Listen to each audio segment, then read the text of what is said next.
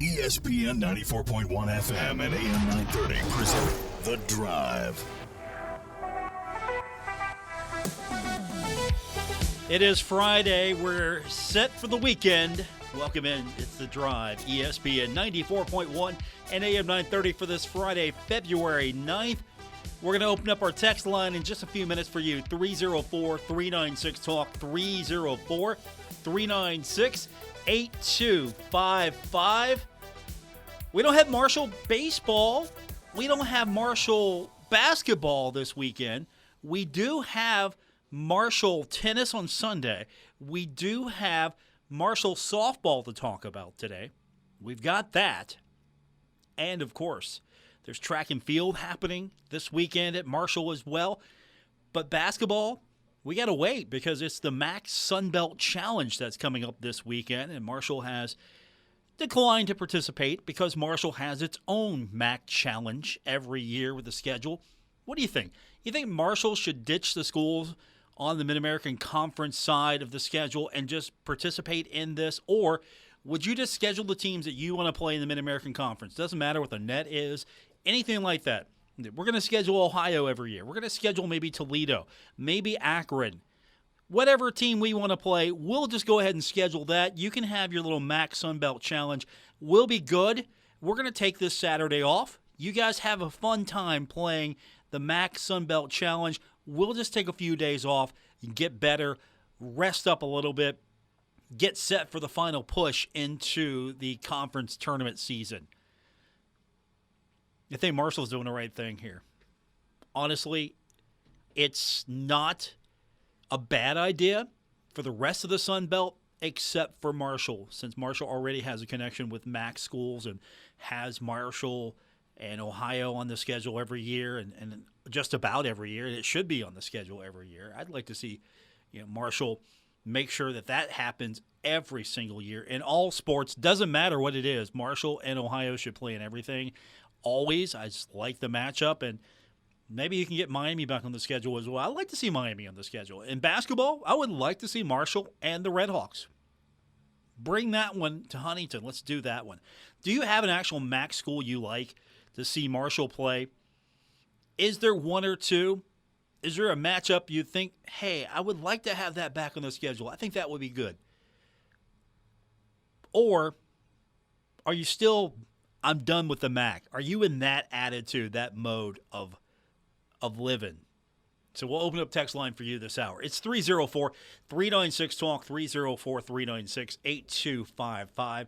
As I alluded to, we don't have basketball, but of course there's softball action going on. They're taking on Penn State right now. Last time I checked, it was 2 apiece, Marshall and Penn State. Earlier today, Marshall got the win over Michigan State, 1-0.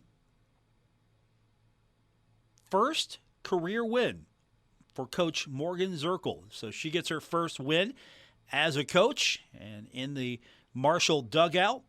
So the Thundering Herd, thankfully, got that over with early, and now we can just move on to the rest of the season. But they're taking on Penn State right now, and at last check, it was 2 apiece. And, of course, tennis, as I alluded to, they were in action earlier today. 6-1 win over Louisville. So off to a good start this weekend. Of course, track and field, the Marshall Invitational is taking place tonight at 6 o'clock. And so that's pretty much it. That's our Marshall weekend. When it comes to softball, we've got that going on. We got tennis. We've got track and field. Just waiting for baseball now to finally get underway. Waiting for basketball to resume. Both the men and the women are off. And, more so for the men than the women. I know the women, that schedule's not usually MAC loaded. There's not that, hey, let's see Marshall and Ohio in women's basketball. You should always have those types of matchups. I'd almost like to see the Marshall women on the road in Athens the same time that the men are playing host to Ohio, and then switch that. Just make that an annual game where Marshall's playing in Athens, either men's or women's, and then if the women are playing, the men are home. If the men are on the road, the women are in their own gym playing I don't know if that's feasible. I don't know if you can do that with the schedule. I don't know if the programs want to do that, but I think that would be cool. And play for a cup in basketball. You play for the bell. That's a trophy in football. Not that exciting of a trophy, but it's a trophy nonetheless you play for. I would do something in basketball. I'd have a traveling trophy for both the men and the women. Try to really make this basketball rivalry something a little bit more interesting. Not that it isn't interesting already, but I would have something that would be a traveling trophy for both. Just give it a little bit more pizzazz a little bit. I think that would be fun. Wouldn't you want to see that? A trophy between Marshall and Ohio and basketball, especially basketball. I think it would mean more in basketball for me than it would for football, to be honest with you, because they see each other more often. And then you could do something different for the women as well. So we'll get your thoughts on that. And again, our text line is open all show. We've got an open show for you today. 304-396-TALK, 304-396-8255. And, of course, this weekend we've got the Super Bowl coming up. We'll have Westwood One's coverage of Super Bowl 58. We go on the air 2 p.m. on Sunday with Super Bowl preview. And then at 3 o'clock we'll have Super Bowl Insider. And then the Super Sunday pregame show will kick off at 4 o'clock. And then the game broadcast for Super Bowl 58 takes place at 5 o'clock. And we've got all of that coming up on Sunday right here on ESPN 94.1 and AM 930. Kevin Harlan, Kurt Warner will have the call. I know some of you are not big fans of either Jim Nantz or Tony Romo. And so if you're not a fan of Nantz and you're not a fan of Romo, we've got the better coverage anyway. Mike Golick's going to be on the sideline. Studio hosts are much better than what you get on TV. You don't have to fool with some of the nonsense you get at halftime. We've got the better platform for you. Of course, you're going to want to watch the game, and that's fine. But turn the TV audio off. Have the radio on. You can have the radio on as background for the TV broadcast. You're going to be home with your friends anyway, right? What's your Super Bowl plans going to look like? Big party? Just you? If it's a big party, throw the radio on. You guys are going to be talking anyway, all throughout the broadcast. Do people get together and do Super Bowl parties anymore? It's not the same, is it? I mean, the Super Bowl commercials aren't exactly exciting these days. There are a few, and those get released sometimes ahead of time. You can see those on YouTube now. If you Google Super Bowl commercials, Super Bowl 58 commercials, I'm sure you'll see a lot of them. Not that many surprises. So is the Super Bowl party, is that still a thing? I really haven't fooled with that in years, so I don't know if anyone else is still doing it as well. Now, of course, a few years ago, I had the pizza and everything ready to go because the Bengals were in the Super Bowl, but that was the Bengals. Now we've got the 49ers and the Chiefs, and we'll talk a little bit more about that game coming up. The Chiefs and the 49ers, they've only met one time in postseason history. And you know what that was? That was the Super Bowl a few years ago, and Kansas City won that one. And, of course, here's the interesting factoid. I'll leave you with this before we hit the break. The one thing that is important for the 49ers to try to win this game is if 49ers win this game, they're in their 8th Super Bowl. That's tied second most at NFL for Super Bowl appearances. The 49ers can tie New England and Pittsburgh for most Super Bowl wins with 6 with a victory. So this is an important Super Bowl for the 49ers, trying to get back to where the 49ers used to be. 49ers used to be that team. The Cowboys haven't been that team in a long time, but the Cowboys would ever get to the Super Bowl and win it, it could reestablish itself as that team. But right now, the 49ers used to be that team. And then Pittsburgh picked up a couple more Super Bowl wins, and New England went on its run. So this is an important one for the 49ers to try to get that 6th Super Bowl, put them among the elite as far as franchises right now with 5 Super Bowl victories, 2 of them of which I don't want to talk about ever again. And then, of course, the Chiefs coming into this one with 4 Super Bowl victories. The first one in 1960, the second one in 1969. We got to go back a ways to see the championships for the Chiefs before they got hot as 2019 and 2022, the more recent Super Bowl victories for Kansas City. 304-396-TALK, 304-396-8255. It's an open show for you. You have an opportunity now to steer the direction of today's conversation. We'll open that up for you when we continue on this edition of The Drive on ESPN 94.1 and AM 930.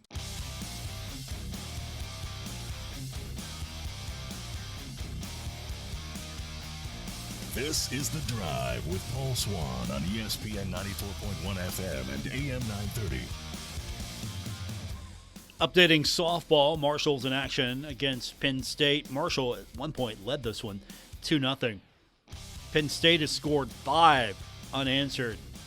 After 3, Penn State leads 5-2. Hopefully the Herd can come back in this one. Still plenty of softball to be played. Welcome back to today's edition of The Drive on ESPN 94.1 and AM 930. Our text line this hour is 304-396-TALK. That's 304-396-8255. So what are we doing this weekend? Of course, we've got the Super Bowl coming up on Sunday, so that's going to occupy our time. Saturday, we don't have a Marshall basketball game at all. We don't have the men, we don't have the women, but instead, there are opportunities for you to watch basketball.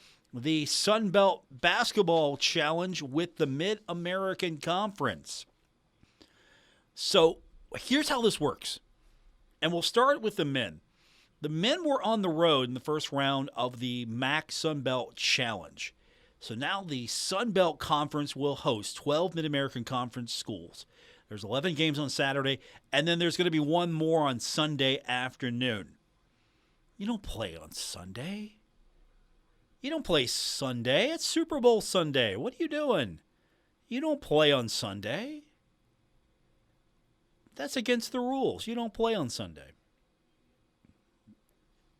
Well, it's happening. There's a game on Sunday. You know, the poor fan base that's got to decide, hey, am I going to try to deal with missing the Super Bowl? And that's Bowling Green at Louisiana. And that's going to be a 3 o'clock game. So probably what's going to happen is this game's going to be over maybe by 5 or so. And depending on what traffic is going to look like there, you might get home in time to watch the game. But if you're going to play that at noon. Here's the breakdown. Here's how it matches up. And how this works is the leagues are trying to match up based on net, the best matchup. So it's based on the current net rankings. The best matchup is going to be James Madison against Akron. And that's going to be nationally televised at 6 p.m. on ESPN 2. The Dukes have the top net at 62, and Akron has the max top net at 86. So that's how that's going to break down. So you're going to have the top net team in the Sun Belt face against the top net team in the MAC, and then you're going to go down the list. Probably that matchup and the other matchup that's going to be exciting to watch at 1 p.m. will be App State playing host to Toledo. The Mountaineers are 11-0 on their home court this year. They're 81st in the net, and Toledo's 125 in the net. App State is good. They lead the nation in blocks per game. They're 3rd in field goal percentage defense, 6th in rebounding, 7th in fewest fouls committed. They're 34th in scoring defense. They have 4 scorers averaging over 12 points a game this season. I could go on. But the top teams in the Sun Belt net ranking better than the top teams in the Mid-American Conference. App State's also receiving votes in both the AP Top 25 and the USA Today Coaches Poll. App State ranks number 4 in the college Insider.com, mid-major top 25. James Madison is number 8 on that list. So it feels like the top teams are going to benefit more from the Mid-American Conference side for playing better opponents. So I think Toledo and Miami are probably going to get a bigger boost. And, of course, the game coming up against James Madison and Akron. So those are going to be big matchups. But this is how it runs down. You know the top 2. And it's going to be, as I mentioned, Miami's taking on Georgia State. It'll be Central Michigan at Old Dominion. Western Michigan will be at Southern Miss. Northern Illinois at South Alabama. Buffalo's at Georgia Southern. Eastern Michigan is at ULM. Ohio takes on Arkansas State. I never thought I'd see that matchup, Ohio and Arkansas State. Kent State's at Troy. Ball State's at Texas State. Akron's at James Madison, and Bowling Green is at Louisiana. So those are your participants in this MAC Sunbelt Challenge. The only 2 that are not in this, of course, Marshall is one of them. The other one is Coastal Carolina. So those 2 are not in this challenge. Now, on the women's side, Marshall's really good right now. And I'm sure that the MAC would have loved to have faced Marshall on the women's side. I'm sure that the league would have loved to have had Marshall in this the way it's going this year. The Sun Belt better on the women's side than the men's side in the first go-around. And the women are on the road. Now, the men, they need to win 8 games if they want to win this challenge. The women have an opportunity. If the women can do what they did the first time around, they'll win this challenge. But as far as the men's concerned, the men have got to win 8 if they want to win this challenge.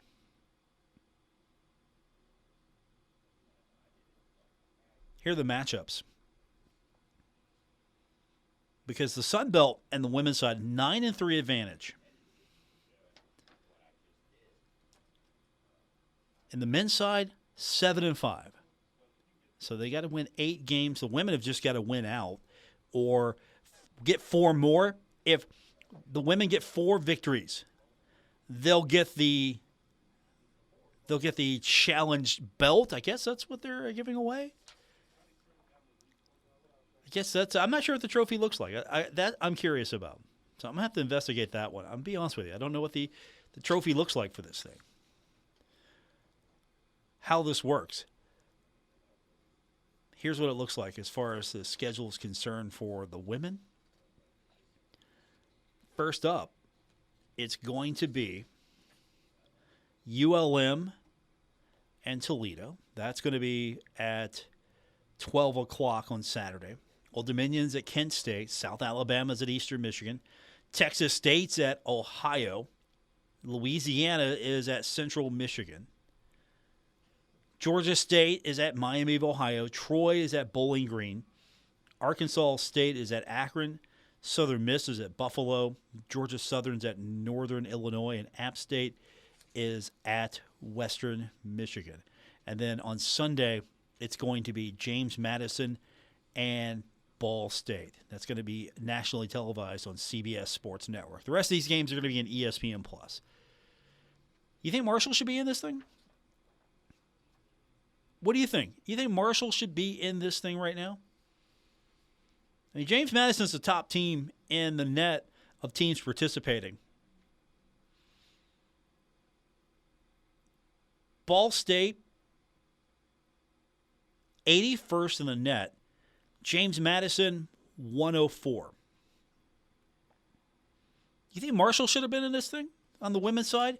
Now, of course, if you're going to do the MAC Sunbelt Challenge, you can't have one without the other. You can't have the women participate without the men. You got to have this be even. So there's probably going to be a rotation. You know, Marshall might not avail itself to this. And I don't think that's a bad decision the way the schedule is currently. But in the future, would you adjust your schedule so you could be part of this? Just take a chance and face off against the MAC school that you align with? Or would it be better that Marshall do exactly what it's doing right now, and that's just not be in this challenge whatsoever? Instead of worrying about this thing, do what Marshall's doing. Marshall's worrying about itself. Now, it doesn't hurt you as far as the conference standings are concerned. That's one thing that's good about it. So you pause conference play and you go and play this game. You win, great. Might help you in your net. If you lose, okay, it doesn't hurt us in conference standings, but then you got to get right back into conference play. For Marshall, you're taking off a few days. You can work on yourself. Kim Caldwell's squad is going to keep the same schedule. I'm sure Dan's going to have a similar schedule as well as far as routine, trying to get better.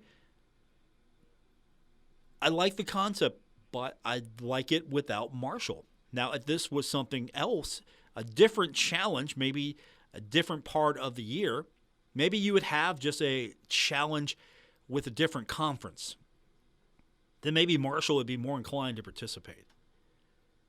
But being the MAC Sun Belt Conference matchup doesn't make sense for the Thundering Herd. Would a matchup with a different league, would that one be possible? Could the Sun Belt work its way in a matchup with the American? Because right now, the only thing that logically makes sense would be the Mid-American Conference. Conference USA doesn't logically make sense for this. The American, I think, would make sense, but would it benefit the American? This is the MAC and the Sun Belt trying to improve. I don't know if you can pull this off right now, where the Sun Belt's at as far as its standing in the basketball community. With the Mid-American Conference, to pull this off, that's not a bad idea. 304-396-TALK, 304-396-8255. More coming up on this edition of The Drive, ESPN 94.1 and AM 930. This is The Drive with Paul Swann on ESPN 94.1 FM and AM 930. Our text line this hour is 304-396-TALK, 304-396-8255. From the text line, texter wants to know, why isn't Marshall or Coastal Carolina in the Sun Belt MAC Challenge? Well, for Marshall, it's an easier explanation. You look at Marshall's schedule. Marshall already playing teams from the Mid-American Conference. And I think that's going to continue. For Coastal Carolina, I believe they were in the Myrtle Beach Classic. And there's also a reason why you don't see all the Sun Belt teams participating. It's because the Mid-American Conference has 12 members. The Sun Belt has 14 members. And so you're going to have a rotation, I'm sure, every year of teams that are not going to participate and teams that are going to participate. And I think with Marshall, the basketball schedule already features more Mid-American Conference teams. And that's just something that's natural for the Thundering Herd. Marshall already played Miami of Ohio. I like that matchup. It needs to happen more. Marshall played Ohio. I like that matchup. Needs to happen more. Marshall played Toledo. I like that matchup. Needs to happen more. And, of course, Marshall playing in the Cayman Islands Classic and trying to improve its schedule in different ways, played Kentucky this year. I don't think that it's really what Marshall wants to do as a basketball program, to schedule 3 non-conference games with schools from the Mid-American Conference, schools you have relationships with, and then add 2 more random matchups. Because you might get the matchup that you previously played. You might play Ohio again, and I don't know if Marshall wants to do that.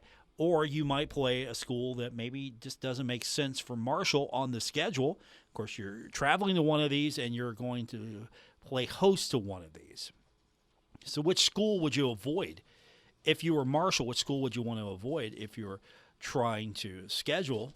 And, of course, you don't get the opportunity to actually schedule your matchup. It happens based off of net ranking.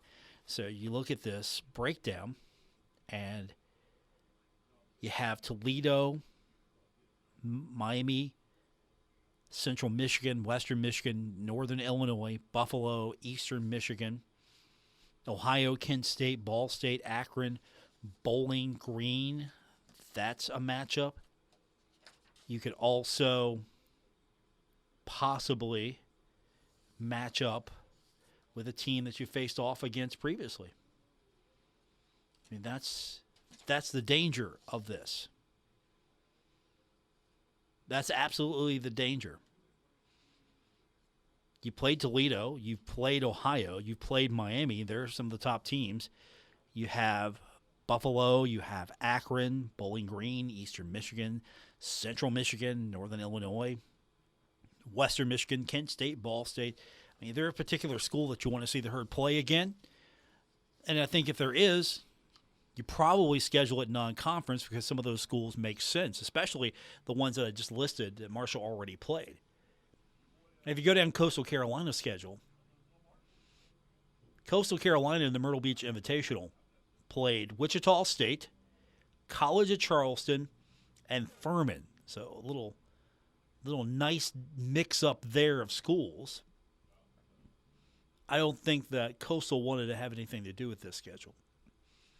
I mean, let's look at Coastal's schedule this year. Those three I mentioned, North Carolina Central, USC Upstate, had Winthrop on the schedule, St. Andrews, Wofford, College of Charleston again, North Carolina A&T, and then you get into Sun Belt play.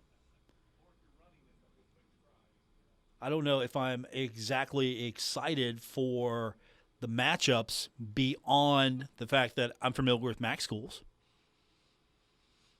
There's not an exciting matchup truly in this. You look at it and you go, okay,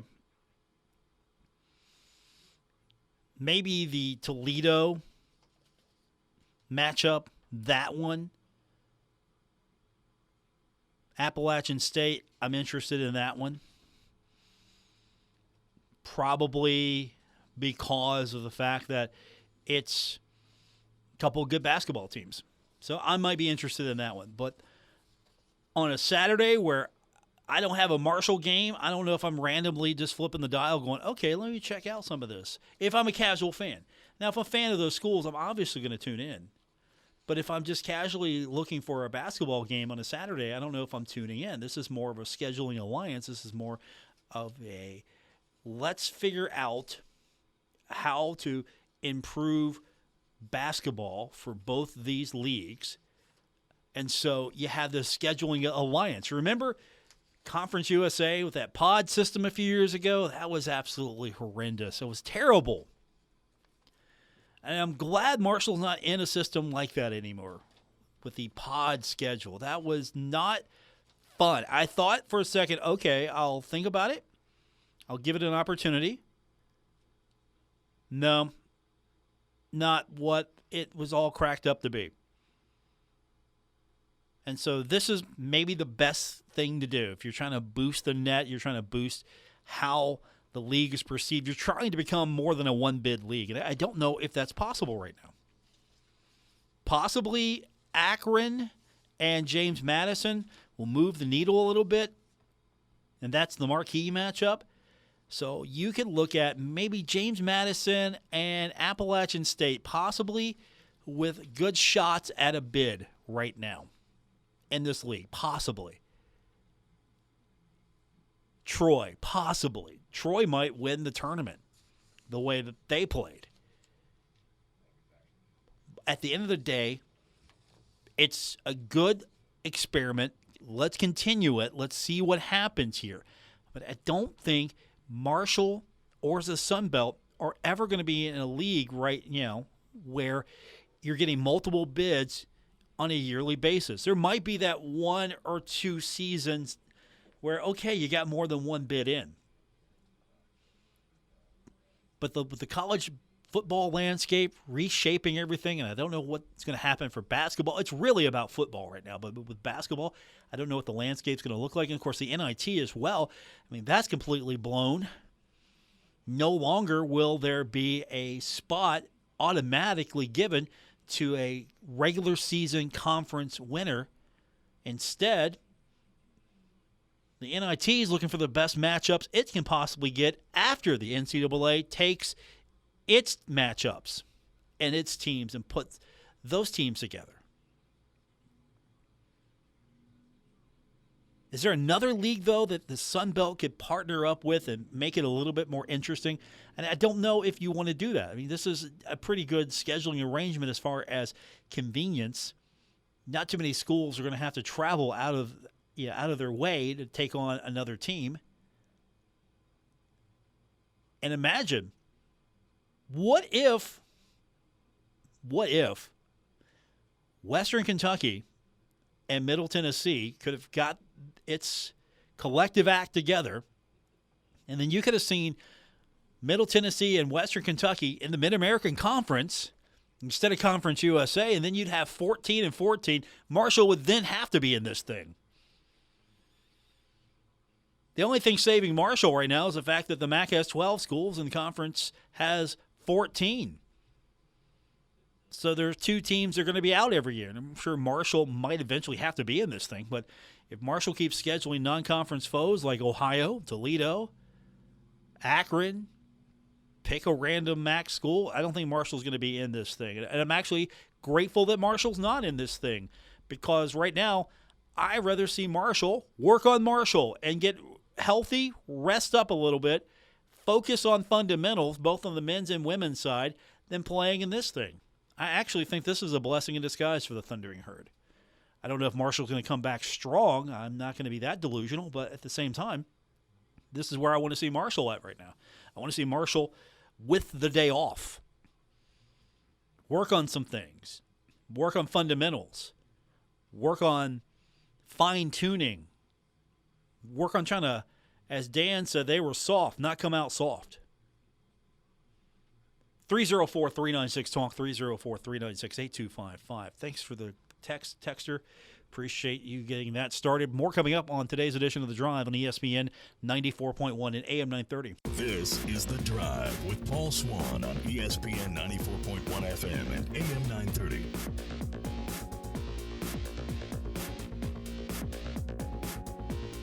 .396-TALK is our text line to be a part of today's edition of The Drive here on ESPN 94.1 and AM 930. It's been a strange few days without Marshall basketball. We're just sitting and waiting. Of course, the Sun Belt MAC Challenge coming up tomorrow and Sunday. That should be interesting for those of you looking for your basketball fix. And, of course, coming up on Sunday as well, we've got it for you. Super Bowl 58. The Chiefs looking for another win.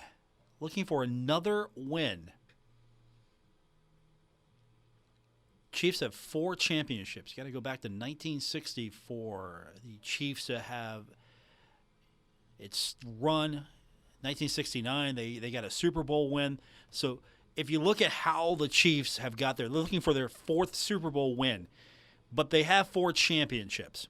You count the one in 1960, and then, of course, you get into the Super Bowl era, and they have 3 Super Bowls, whereas the 49ers are looking for a record-tying 6th Super Bowl victory to tie New England and Pittsburgh. And of those 2 franchises that I mentioned, I don't think either one of them will have an opportunity at a 7th Super Bowl anytime soon. San Francisco probably has the better shot of getting its 6th and then maybe 7th. It's going to be interesting to see the matchup on Sunday between Brock Purdy and Patrick Mahomes. And, of course, we're all going to be keeping an eye on Travis Kelce. And, of course, the television broadcast will be keeping an eye on Taylor Swift. And I know that there is a outpouring of hate for that actual partnership between the NFL and the camera-loving Taylor Swift. Do you really hate this, that the Super Bowl is probably going to receive that much more of a push because Travis Kelce is in a relationship with Taylor Swift, and that's just been something that – and there are a couple media outlets that are actually going just to cover that, entertainment outlets especially, but there are entertainment outlets that are covering the Super Bowl for Travis Kelce and Taylor Swift. And the NFL's laughing all the way to the bank because they have got a built-in new audience. You're talking about trying to improve the demographics, trying to young the sport up a little bit, get more people at a younger age involved. Here it is. There are people for the first time ever probably tuning in. I mean, there's always somebody for the first time ever tuning in, but there are people that would not ever dare to tune in. They're tuning in now to see Taylor Swift, Travis Kelce, and the Chiefs. And yet, I've got to root for them because I'm not rooting for the San Francisco 49ers. I'm not doing it. I can't. Even though for the most part of the year, I was pulling for the San Francisco 49ers because I had Debo as my wide receiver. I had select 49ers on my team, so I needed points. Fantasy football. That was the only reason why I even entertain rooting for the 49ers. But when it comes to actual Super Bowl, I can't do it. And it's not because, well, you know what its reason is. You know the reason it is. Yeah, the Bengals lost to the 49ers twice in the Super Bowl. I am not pulling for the 49ers ever. Not going to do it. And I don't care the opponent. It could be the Pittsburgh Steelers on the other side, and I'm not pulling for the 49ers. It could be the Baltimore Ravens pulling for them over the 49ers. I'm not going to do that. It could be the Cleveland Browns. If the Cleveland Browns were facing the San Francisco 49ers, I would root for the Cleveland Browns over the San Francisco 49ers. So I guess you know who I'm rooting for this weekend. That's going to be, of course, the Kansas City Chiefs. A one-time arrangement, a one-time thing. After it's over, I'll go back to being annoyed with the rest of the NFL. I only root for one team, and that's, of course, the Cincinnati Bengals. And then it's baseball season. For some, it's already baseball season. By the way, speaking of baseball and, of course, softball, Thundering Herd right now still trailing, taking on Penn State. And Marshall led early in this one. Then Penn State came back. And at the moment, I'm trying to get you the updated score just to have the accurate one. Penn State leads after 4, 5-2 over Morgan Zirkle's squad.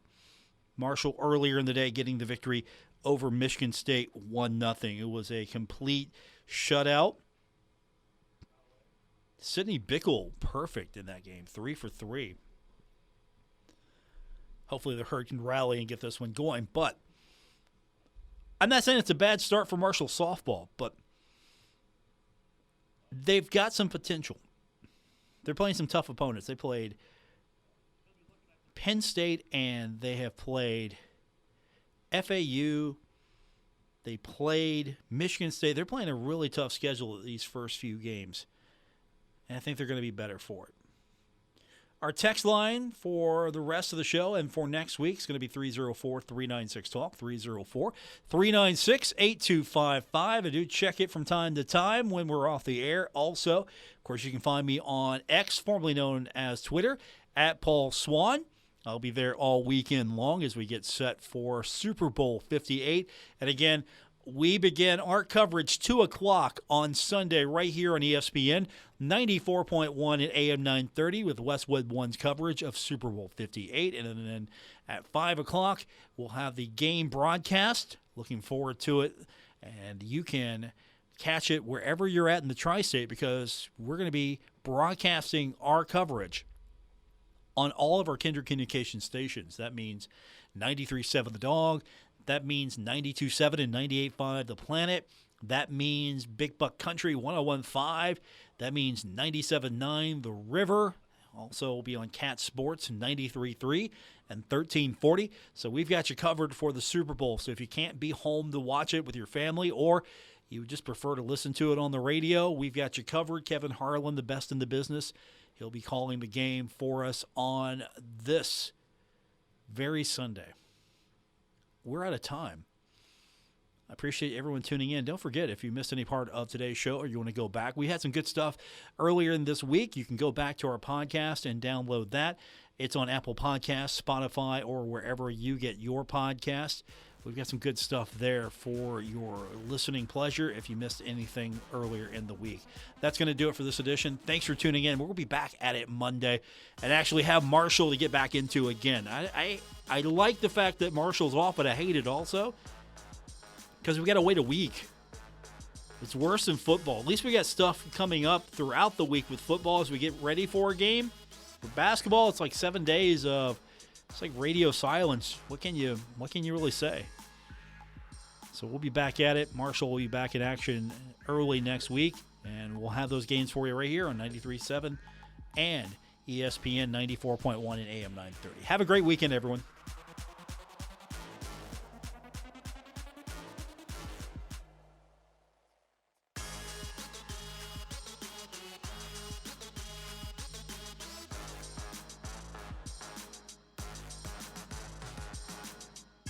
Retransmitting on Glorious FM on 94.1 W227BS Huntington. This is 930 WRVC Huntington, celebrating 100 years of broadcasting.